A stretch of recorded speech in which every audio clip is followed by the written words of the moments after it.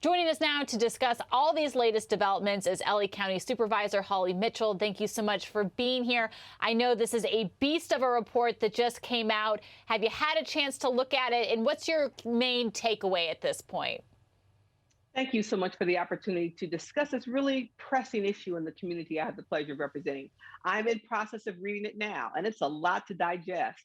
When you think about 10,000 staff in the county sheriff's department, this was a voluntary survey by RAND, about 1,600 participated. So really trying to digest and get a sense of the true magnitude of these groups or cliques or gangs in the department. So I'm getting through it, highlighting it, really trying to understand what really we're confronting here as a county.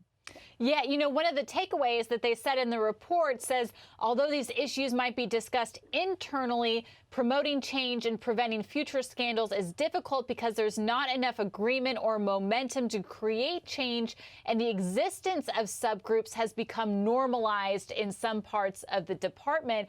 And they also tackled about what, like you said, the scope of one of the biggest law enforcement agencies in the country. And I feel like what we're getting is that your experience as a deputy can be very different in East LA, or if you're in Malibu, if you're in Lancaster. So how do you wrestle with something of this magnitude?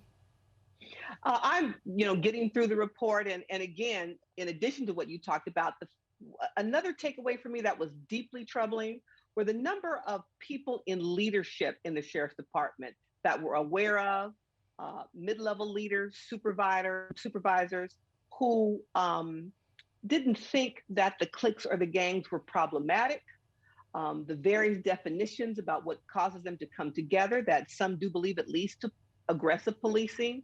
Some just say, oh, they're cliques, they're drinking clubs. Well, the reality is these people take an oath of office. They are sworn to uphold the law. So to think that they could be a part of clubs or groups that violate the law in any way is deeply troubling. Or to think that they may be in a group that in some way reflects bias or prejudice against a particular group of people that they're responsible for protecting and serving is deeply, deeply troubling. Yeah, an interesting quote I pulled out of the report was, "Culture eats policy for breakfast." And that was in response to, Sheriff Villanueva has said he's created a new policy that will ban cliques if they can show that the clique is either, furthering workplace harassment or some sort of criminal activity.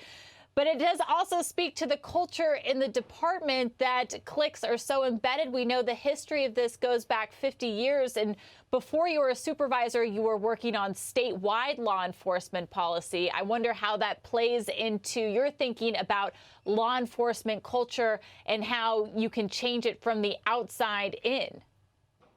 Well, I think that's also why leadership matters and why elections matter, since the sheriff in LA County is an elected position.